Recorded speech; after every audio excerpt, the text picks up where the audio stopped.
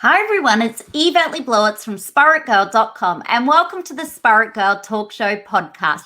I'm super excited to be here with you today and with our very special guest, Maggie Hamilton, who is a Sydney-based author and a social researcher. She writes books and writes for magazines. She gives regular, frequent talks and lectures, and she's a regular media commentator and a keen observer of social trends. And we're here today to talk about Maggie Hamilton's brand new book, which is When We Become Strangers, How Loneliness Leaks into Our Lives and What We Can Do About It. Maggie Hamilton, it's a great honor. Super grateful to have you here on our podcast show, and welcome to yourself and our global audience. How are you today? I'm really well, Yvette, and it's just gorgeous to be with you and with all you listeners. What a thrill. Yeah, well, I have to say, Maggie, I absolutely love your book, which is published by Murdoch Books. It's just been incredible. I literally couldn't put it down, and I literally was just reading it every night. I think I read it in like 3 days. It was just so fantastic. I learned so much about loneliness, how it leaks into our lives, and you had so many practical tips on what we can do in so many areas of our life when it comes to loneliness. So congratulations. How does it feel to actually have the book out there now? Oh, it's lovely. It's just, because you live with the topic for quite a while, and, then you're just amazed when other people, it's kind of seems almost magical that other people are kind of entering that world you've been in and having their own take on it. It makes your toes curl. Yeah, well, you're such an incredible writer. Your years Thank you. of experience and wealth of knowledge when it comes to researching, like there's 650 references to research and things in here. It's incredible. But before we dive into your book, are you happy to tell our listeners a little bit about yourself? Well, I was actually born in England, and as a little girl, I had really bad health issues and almost died a couple of times. And I mentioned that because I think that's had a profound impact on how I lead my life, because I'm a really healthy person as an adult. And I guess it's made me want to embrace life and all its beauty, to be grateful, to look at ways we can make things better. Did the usual things, school and uni, and landed in publishing because I grew up in a house of books and there were books, piles of books everywhere. And publishing is just the most wonderful thing because you just trip over people from all walks of life, and you get to dip into their worlds. And so I think that's, and, I'd always had this secret desire to be a writer. And for all of you out there, often, we feel it's not for us. Other people are clever and can do those things. What I'd say is pay attention to your passions. And so eventually I started to try and write books, and of course it's not perfect to begin, and every book hopefully your writing gets better and easier and to read and all that. So for many years I combined work and writing, and now I write full-time and just do a little bit of work in publishing. So I've actually landed at a spot where I can give the time to like my research, which takes up a lot of time. And then I just love the distilling process of reading, some amazing research that someone's done somewhere on the planet, because I've tried to make the research right across the globe, and then finding that one or two funky sentences that will capture it for the reader who hasn't time to go and read the whole paper and think about it and then work out what's relevant. And I love to travel to out of the way places, because particularly in Asia, because I love the cultures there, and I just don't think we can stop learning about other people and how they choose to be on the planet. So glad that you were raised surrounded by books and that you actually went and followed your heart and passion and soul. and that you're Yeah. now in this position during these times where you can really shed some light on loneliness. So when it came to this book, what really inspired you to want to write and research loneliness?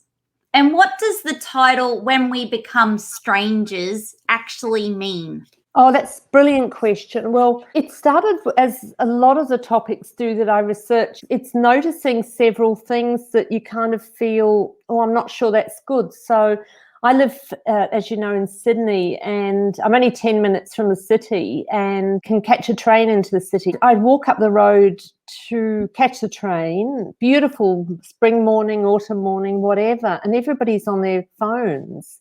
And nobody's noticing that it's autumn or spring. And then you get onto the platform and you're walking past people you know, but you don't want to disturb them because they're on their phone. Then you get into the carriage.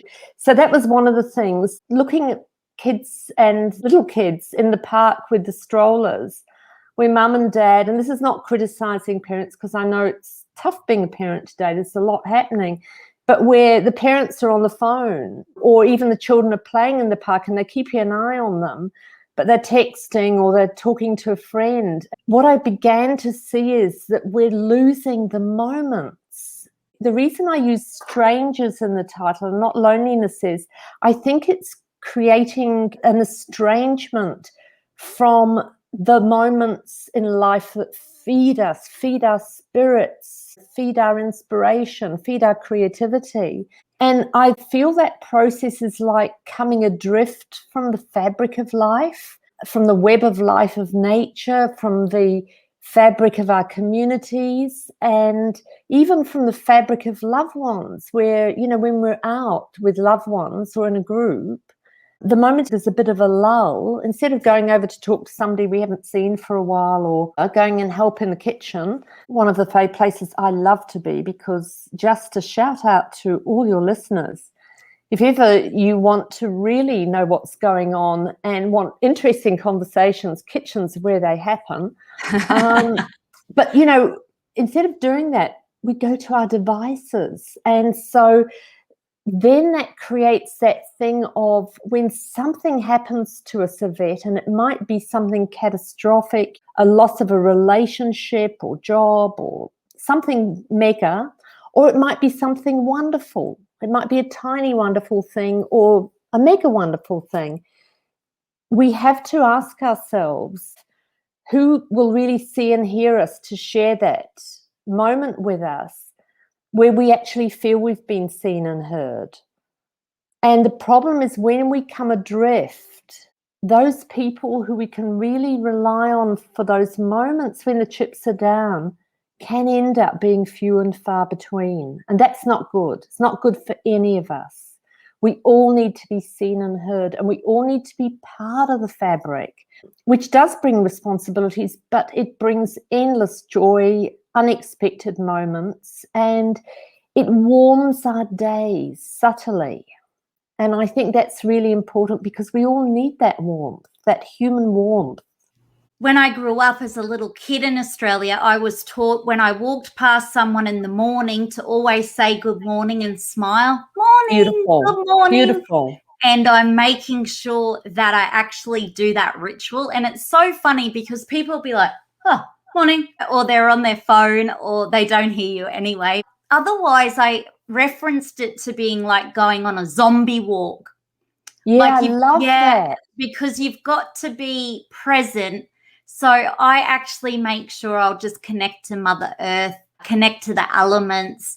And community is about acknowledging others, acknowledging each other, and knowing your surroundings and saying hello or smiling. And when I caught myself actually being the one not present, it was a big wake-up call that if I want to practice mindfulness or being present in community and in myself and in this world, I've got to, like when I'm walking, be totally walking and notice people. When it comes to loneliness, where are you seeing loneliness leak into our lives? So it can be anything from, obviously, being on the devices, But now that we've got Uber Eats and we've got streaming and we can stream ourselves silly, then rather than walk up 5 minutes up the road to our local restaurant, if we don't want to eat in the restaurant, and just have a takeout and have that lovely exchange with them for a couple of minutes, we have the Uber Eats person coming, who often I notice people don't even say thank you to.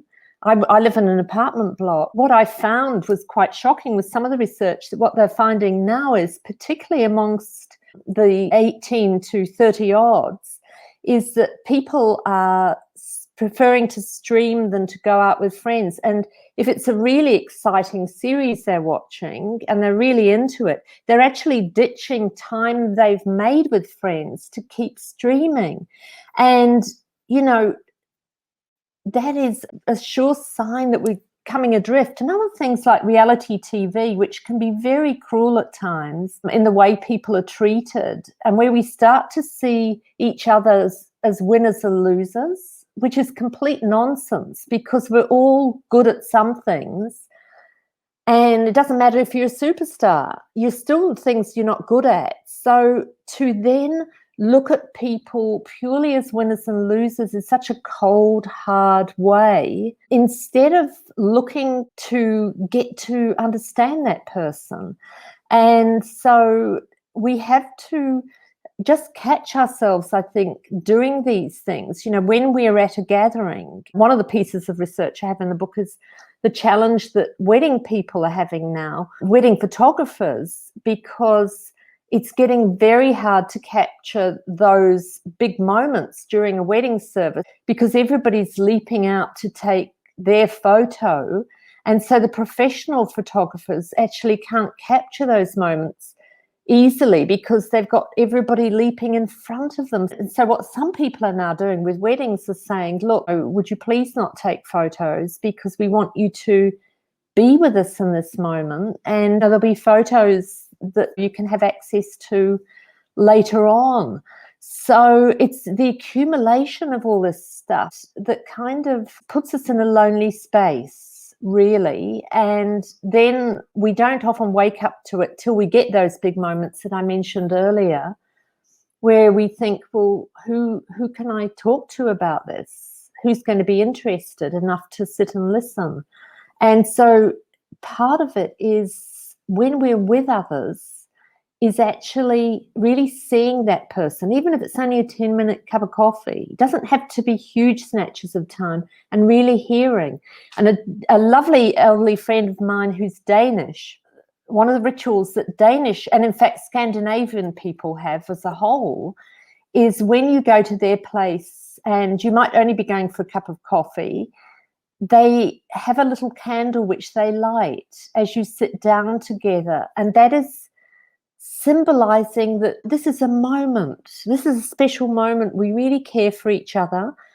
It's only a cup of coffee, but we light the candle to say it's not just a cup of coffee. It's like a sacred cup of coffee, because this moment is sacred. It's shared love and understanding.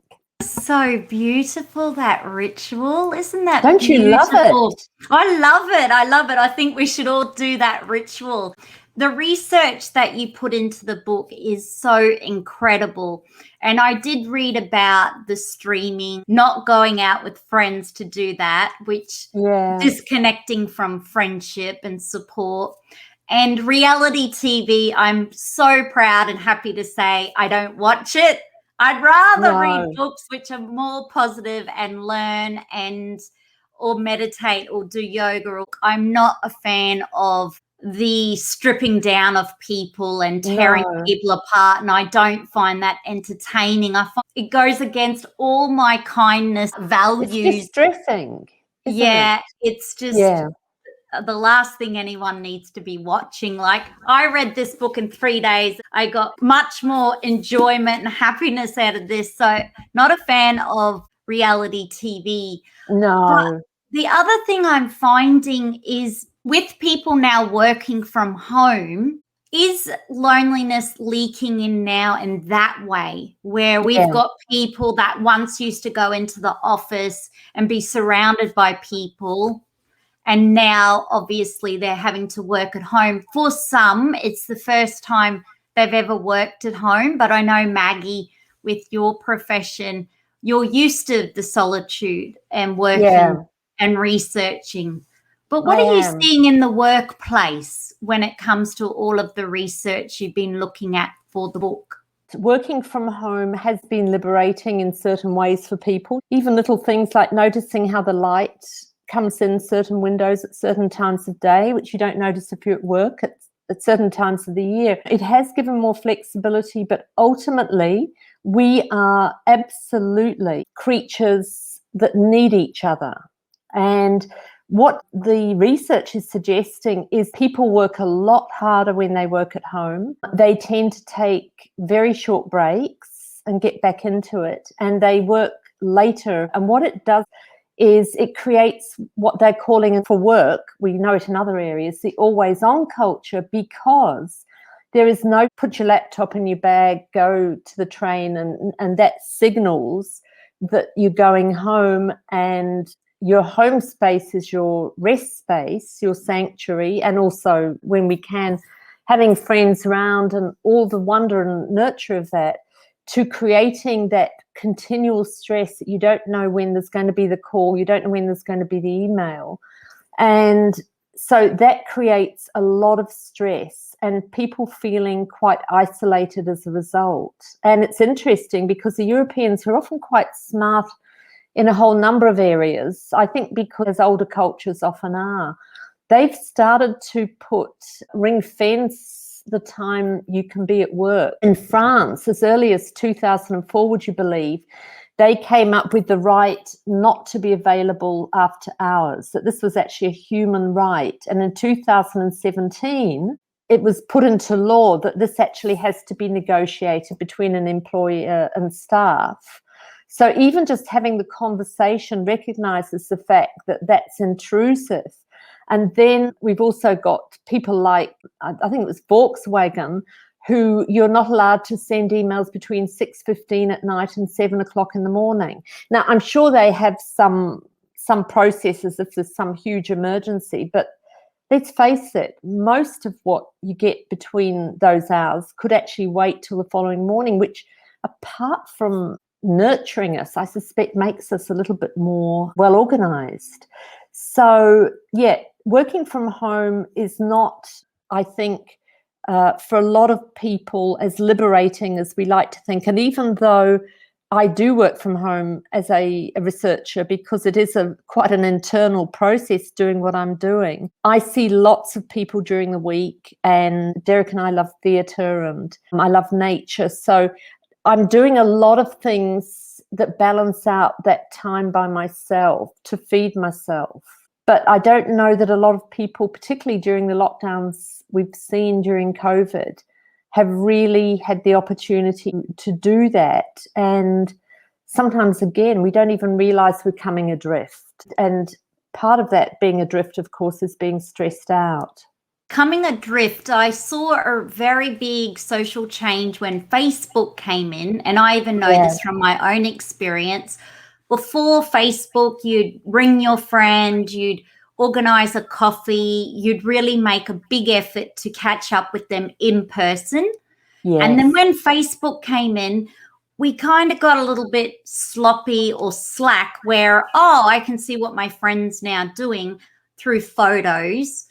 Yeah. And that disconnection started to happen where we either got lazy or complacent. And now we've seen through your book and even through the research that it's so important, like you mentioned earlier in the show, that we make that time to catch up in person for that coffee, even if it's 15 minutes, 30 minutes, because the connection and the energy and what we get from being together in person far outweighs anything we can ever get from looking at Facebook photos of a friend or a family member or anyone, actually.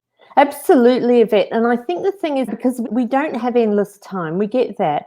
So we have to be clever about our time. And I think we've become very addicted to perfect. So we don't want to have people around unless we've done a MasterChef kind of number. And I think it stops us doing stuff. So I'll share a couple of things. As I say, I live in an apartment building, my husband and I, and it was a new apartment building that was finished several years ago. A lot of us moved in from the beginning. And to get to know neighbours and to stay in touch, people of all backgrounds and ages, we have what we call the potluck dinners, which is everybody brings a dish. It's just who's going to be available on Friday night. We go to one person's place. So whoever's hosting doesn't have to worry about having to do 3 courses for 10 people or 12 people. They just have to provide the odd things like serviettes and a dish. And so the whole focus is on getting together. The other thing is, because everybody has made some of the food, you're appreciating what each other's made. Who's made that lovely this and that, or I love the salad. But then the whole focus is on getting together and chatting. And so these evenings, because they are so casual, people tend to move around the table and talk to different people. And we have the courses, and then everybody helps put everything in the dishwasher, and off we go home. And another thing that we've started to do with friends is, because we kind of tend to live in bubbles in cities, you kind of have your go-to places. Because both Derek and I and our friends love other cultures a lot, we've started to go to different migrant parts of our cities, which tend to be, a bit further out. We catch the train out, and we've done a bit of work on the net as to where's one of the best Sri Lankan little restaurants. And the idea is it has to be a mum and pop restaurant, a kind of 4 mica tables, really street food kind of feel to it.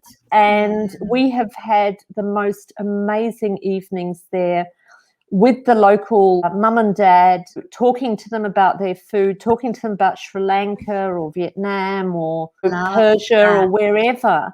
And we come away with our hearts full, as well as our bellies with wonderful food. I love that. And feeling that we've built some sort of important bridge. Oh, but that's so lovely. It's such an easy thing to do. We do it with fairly small groups of friends. So there's usually no more than 6 or 8. So it stays intimate. Yeah. But these are the kinds of things, I think, that we use our imagination for, so that catch-ups are spontaneous and simple and soulful. Yes, because you often see on Instagram now where there's this extravagant party, might even be for a child. It is so over the top, some of them. Yeah. These are everyday parties that are like something like you would see a celebrity having in Hollywood, but these are everyday people, and it's getting bigger and bigger and bigger. But what I loved about your explanation is how it can be simple, how you can just be in the moment with the people, connect. So instead of you all being in your apartment looking at each other's photos on Facebook or Instagram, you're actually coming together. What I found fascinating in your book was, when we think of loneliness, we think of really elderly people, obviously at the aged care home. Yeah. When, mind you, I spend a lot of time in aged care, and if anybody's looking for something to do, become a volunteer in an aged care, because they are just craving human touch, human connection, someone just to sit with them and talk to them. That's all they want. But what I found interesting in your book was there's actually a lot of younger people experiencing loneliness. Yeah. And our iGen, which is kind of 8 to 24, they're the loneliest generation on the planet. And that is because we have kind of brought them up. And this is another little example of unexpected consequences. We've kind of got them in a habit of loneliness because of the amount of time they've been allowed to spend on devices, often in their bedrooms, to the point that at school holidays they often connect digitally rather than going and playing in the park or whatever. And so they haven't had the opportunity to learn how to connect with other people and also flirt. So, there's some very good life skills we're missing here. And so what we have to do with our young is to really help them connect with people. And so parents can do this so easily by, in your local shopping area, get your green groceries, your coffee, and so the kids can learn to say hello and ask the barista how they are or whatever, and how's the dog, because you've got to know the barista dog's name. And then when you have people home, it's a really good thing to make sure that kids are part of that in terms of doing stuff towards preparing for a guest coming. So they help with the cleaning up. If they are at a stage where they can do, perhaps you help them make a cake or whatever. And you also task them with one person or a couple of people to look after during that time. Encourage them to take the food around if it's a kind of barbecue situation, because then they learn that if you've got food in your hand, it's a great way to get to know people. But also you give them a couple of people that they need to check in on during the event to make sure that they're okay. And then afterwards, when you've all cleaned up and you're sitting around feeling happy but a bit exhausted, then you can have a bit of a debrief and say, how did you feel that Joe Blow from up the road? How do you feel he is? We know that his dog got run over last week or whatever. And how do you think Grandma is? I thought she was looking a bit sad, or she seems a lot happier than she was last week. So what we're doing by just those little tiny tips is we are starting to weave the children into community, and we're teaching them how to build their own village, because that's what they're going to need. But what's happened with this generation is they're sitting in their bedrooms on devices, so they're getting nada. So that makes them very vulnerable, not only in adult relationships, general relationships, romantic relationships, and of course it puts them at a disadvantage in the workplace, because what our planet needs in the workplace is really, really good communicators.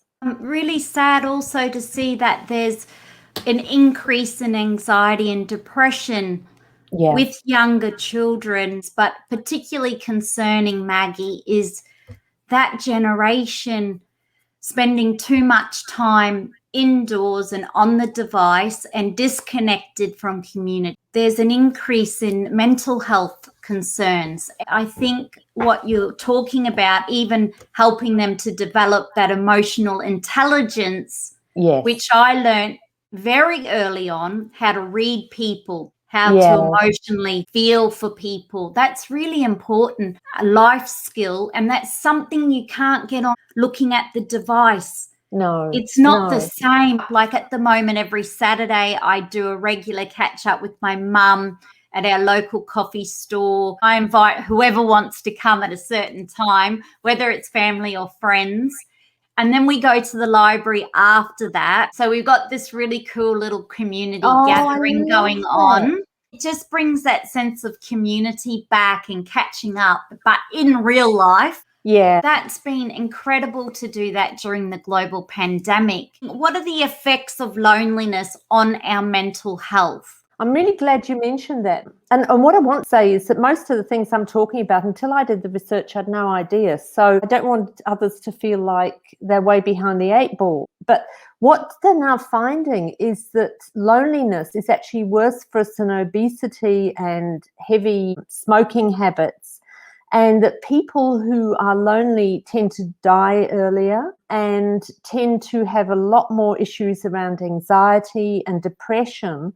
And a lot of this is, to some extent, when these things first start to happen, which is where we want to try and capture it, is that we haven't learnt to self-soothe. So when we're in a position of feeling anxious or a bit down, to know how to soothe ourselves. And that is, I believe, because loneliness isn't just a thing to do with how we relate to other people in the world around us, but it's how we relate to who we are authentically. And if we're so caught up in our performance culture, performing all the time, trying to create this perfect life, curating our lives with an inch of their lives, then the true authentic part of us just gets drowned out. So when we hit these moments where we just feel down or bored or whatever it is, we don't know what to do about it because we haven't paid attention to what feeds us. And I know for myself, going for a little walk in nature, even I'm in the middle of a city, just going to a city park. I have my favorite parks. I call them my sacred places. Particularly when life's been stressful, I just need to go and walk in one of those parks. I might go in feeling stressed and tired and a bit out of sorts. I never feel that when I come out because I've learned that nature really feeds me. And what I've learned since doing the book is that we've also become adrift from our biology, and that if we want to feel alive, we have to find those situations that bring all our senses as a biological being alive. And that's why nature is so brilliant, because that's what it does. We see, we smell, we touch, and so on in nature. And that's why we come out feeling so alive. We really have to take these moments seriously, but also look at ourselves and get to know ourselves. What is it you, Yvette, love? For me, I love dance. I love a good movie. I love my Friday foraging because I love Asian food. You know what I mean? So it doesn't mean to say we've got to overschedule ourselves, but we know where to go to. At the same time, meditation is huge for me. I've meditated for over 3 decades. And I know if I don't meditate, I don't enter the day so clear. So it's about, in a sense, getting to know ourselves and love ourselves enough to want to nurture ourselves. Because when we're a nurtured person, we're a much easier person to be around with for others. I love how you do your nature walks. I'm really blessed. I was brought up, my father's actually Aboriginal, and I'm really blessed. I'm really blessed. I got raised, my mum's French, my dad's Aboriginal. Yes. I'm Australian born. So I technically am Australian, and I always say that now, but I'm very blessed to have been raised with this knowing of connection to country and land, and to feel at one with the earth and nature. So in these times of a global pandemic, I can find great strength and beauty and connection just with the land. Like you mentioned, going for the walk in the park really fills your cup back up. Just noticing the leaves of the tree, the wind, taking it all in, the sun shining down. And it's just such a brilliant way to feel re-energized. And it really puts everything back into perspective, because when we spend so much time on our devices, as you've mentioned, you can become so disconnected. So I like to go on what I call now all walks, but where I'll just take in the beauty of the nature. And I'm always really fascinated when I walk up a hill. I quite often think like, oh, wow, the ancestors were so much fitter than I was, because they used to walk up the hill when it would rain, and they would go up high up on the hill. But I often think, man, they were tough. They were really fit. And like I've got my music on just to get up the hill. I've got to have some energetic music to get myself up the hill. So it's quite fascinating how far we've come at times, how disconnected we've come with it. But I love how you put that into the book, and I love how you do that. And meditation, I too love doing that. I feel that that keeps me quite grounded. Out of all the research from this book, what's one thing that really was like, wow, that's got to definitely go in the book, or that piece of work? What's really blowing you away out of all of this, Maggie Hamilton? That's a really big question. Because I tell you, it was constantly like, wow, wow, wow. But it actually relates to what you've just said, Yvette, is I've always known that intuitively nature kind of feeds my soul. I was actually born in a cottage in the country in North England on a stormy night. Sounds like a fairy tale, doesn't it? It does, actually. That'd be a good intro for your next book, Maggie. That's right. That's right. Who is this woman? I grew up the first few years really immersed in nature, played alone in nature, and et cetera, et cetera. And what has blown me away, how much we need nature to thrive. And so one study they did in New York in winter, where of course northern winter's not a lot of light, they had a group of people doing kind of really intense stuff on their computers, and then half of them had to look out. They got 90 seconds to look out, and it was over the rooftops of New York. And then the other half looked out onto a rooftop meadow, 90 seconds. And what they found was that reset the brain. And so now they're doing all these incredible things. I interviewed this fabulous woman from New York who's doing new design in workplaces. And they're doing stuff like dappled lighting, as if you're sitting under a tree.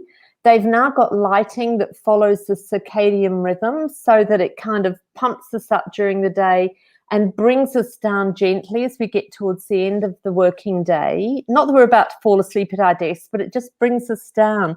And the other thing they're doing, which I just loved, is that for the office furniture, they're now starting to use recycled wood, because when we're sitting at that desk, our fingers are touching the grain of the wood. And so it's stimulating the sensual part of us, our biology, so we feel energized and inspired. And you think, yes, this is the way of the future, to remember that we are part of nature. And how exciting to be able to bring it into the work. Think of big cities, New York, London, Beijing, all these big cities, to bring this stuff in so that we're bringing nature in to feed our connection with nature and our connection to ourselves and each other. Very exciting. Yeah, I actually love that part of your book. That was fascinating research, because I did not realize, just by looking at nature, I'm so blessed, the back of my office here, I've got a view of nature. But it blew me away that just by looking at nature can help people's mental health and well-being. It was incredible. And obviously, when I think about growing up as a little kid in Australia, I too was really happy my dad would take me out in the bush. And I'd just walk around. I'd play by myself in the bush. I'd go bushwalking. I had no shoes on. I just was this kid playing with rocks and trees. But it was so cool. And now when I see, once I took my little nieces on a walk and I said, right, every person we go past, we're going to say, hello, good morning. You should have seen what they said. Morning. And they really were getting into it. But the other thing was so fascinating. I was at the coffee shop and I was just talking to some random person, some stranger, which is so funny because your book. And they said, Auntie, why are you talking to that stranger? You're never going to see him again. Like, I don't understand. Why are you talking to this person you don't know? You're not going to be friends. They didn't get it. And I said, oh, it's just what you do. You just talk to people. You never know where they've come from. You learn things from them. It's just so fascinating. You can strike up a conversation with anyone. And they said, oh, we don't know about talking to strangers. It was just so fascinating because they got brought up in the era of you connect with your friends, or even to some extent just with, it all happens online. It's all through the device. Yeah. So it was just so funny. And they told someone else, like, oh, my auntie, she talks to strangers. She talks to people she doesn't even know. And then you know what you're going to find this funny though, Maggie. They caught me out. I got caught out. I was at the beach with them and I was on my blog and I was doing something online. And they yelled out, Auntie, I must have been doing a live chat, right? Stop taking photos of yourself. Come and connect with us because I have to practice what I preach, right? That's right. So now I've learnt the hard way when I'm with family or friends, having coffee with someone, the phone goes away. It's not on the table. Brilliant. It's in the bag. And I've learnt the hard way because here I was trying to preach to the younger generation about Oh, make sure you're present. Don't get off your phone. It's so fascinating. You have now written this book, When We Become Strangers. What's your hope for your book readers? I'm hoping that people will start to see life within themselves and around them in a new way, and that they'll catch themselves with the little habits, but more than that, that with all the little suggestions in it, they'll be inspired to get out and do stuff that they hadn't thought of before, and to loop others in a way that is effortless, and so that when they are with others, they're more relaxed and more able to see and hear what's going on, and to take in, as you were saying, as a kid growing up, playing with rocks and trees and leaves and all that, to actually take in all those little moments that make a rich life. All this beauty and possibilities isn't passing us by. And so also to find your sacred places in your city for all of those city dwellers, and your sacred people. There's people who, you know, always get you and love you, and they're there for you, and they tend to be the people you spend the least amount of time with because they're so non-demanding. And make sure that you spend time with those people who do feed your soul and places, because then you're better able to do that for other people. My belief is also to capture difference, because difference is what feeds us. So don't look for people just like yourself. That's boring. You know, we know who we are. You know, go out. That's what you go on holidays for it to be different. Yes, so do it at home, connect, and allow yourself to feel alive in ways that otherwise you wouldn't have had any clue about. So I hope it brings joy and hope and new ways of being in the world. And I think during the global pandemic, it's a brilliant book read, but it gives us really great ideas of how to implement it within our own life. And that's what I loved at the end of every chapter. You not only gave us an update what was happening in particular areas and the research, which was fascinating, but you also then finished every chapter, which I loved, with actual ways like reclaim your unique self, how to do the mindful moments, how to follow your nose, how to embrace the real, the enoughness. And you talked about narcissism rules, and I found that so fascinating. And there's just how to handle narcissism. One of the things I've stopped doing is taking selfies, purely because I would decide that taking selfies is 101 narcissism, and and there's much better ways I can spend my time. And let's face it, the whole world does not need to see a photo of me every day, taking a photo of me. By sharing your book, Maggie Hamilton, and your tips in here, that's going to transform the way they feel from within and transform lives. There's all of this social media going on. I think people have gotten a bit lost. Absolutely. And I think we've got very caught up on the clicks and the likes, that somehow this makes us a better person. I guess we have to ask ourselves, when we get to the end of our lives, which we don't like to think about, but will that matter when we're in our final days, how many clicks and likes we had? Or will it be those moments, those shared moments? Like you were telling me, I think before we got talking on air, about how we form those little rituals that really we look forward to every week, that really sustain us. Those are the things that carry us forward. That's the thing I think we have to ask ourselves. Does it feed our souls? Does it carry us forward? And a girlfriend of mine arrived in Australia years back and ended up in a share house in Paddington with a whole lot of other people, and then they all ended up going their separate ways as they got their lives together. And so they decided to meet every Friday at a cafe in town that was kind of handy for everybody for work, and not everybody could go every week. They are now 30 years later still very close friends. And they don't meet at the cafe anymore, but they see each other regularly, go to theatre together, have meals, do stuff. And they were all people from other parts of the world. But they'd created their own little local family. And It's those things that feed us and carry us forward. It's the acts of kindness when you're in lockdown, when somebody does something kind for you, or you make the effort to get groceries for somebody else, or whatever it is. Those are the things that enrich us, make us better, stronger, wiser, more complete. And that's what we've got to aim for, because a lot of the influencers, the lives are not happy ones. They might be glossy and they might be seemingly perfect.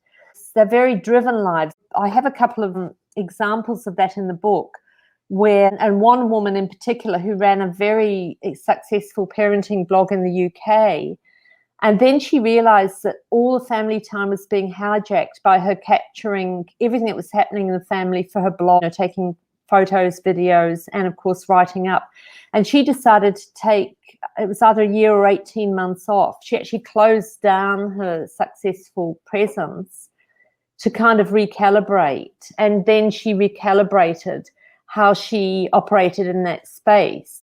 So she wasn't mining everything to do with her family.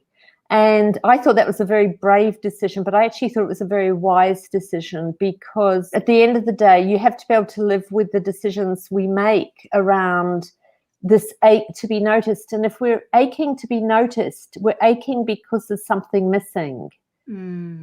And so we have to ask ourselves really and truly what feeds us.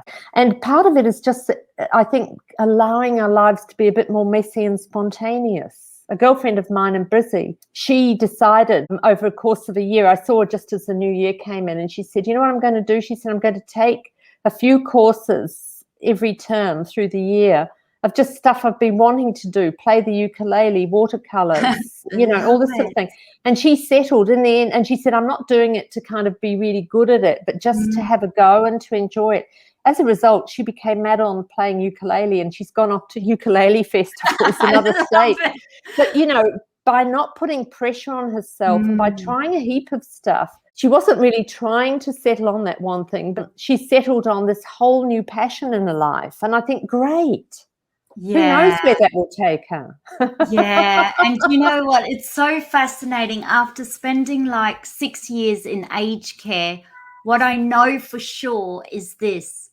No one at their end date or their last days is talking about who's going to update my Facebook page. They're not worried about Facebook or anything. They just want to see their loved ones in person and say how much they love them, or they're proud of their children, or they just want connection and in person. If they can. In person, absolutely. If they can. And it's made me realize that none of that matters. The likes, none of it matters. It just puts everything into perspective. And I think the global pandemic was a big mindset shift where it's come back to community and come back to connection, but in person. So Maggie Hamilton, thank you so much for sharing all of your words of wisdom. I absolutely, seriously loved reading your book. You're such a good writer, author. The research, I can see why Murdoch Books just loved working with you on this, and love now getting this out to help people who's either feeling lonely or wants to even learn more about loneliness. Yeah. It's incredible. There's no way I could have gone to Instagram, Facebook, or Google to find this amount of information. So thank you for all of the research and going to all of the effort and all of the hard work. For someone like myself who's fascinated with people, I really loved it. So I recommend everybody grab a copy. This is out now at all of our bookstores. It's on Booktopia online by Maggie Hamilton, When We Become Strangers. And it officially is part of the Spirit Girl Book Club. Be sure to take photos and hashtag Spirit Girl Book Club. Thank you, Maggie. You are so incredible. I loved catching up with you. It's been an honor. Me too. Pleasure. Thank you so much, Yvette. We'll say goodbye to Maggie Hamilton. Be sure to subscribe, to leave a 5-star rating and review, and to tell someone you love to. And together, let's feel good from within.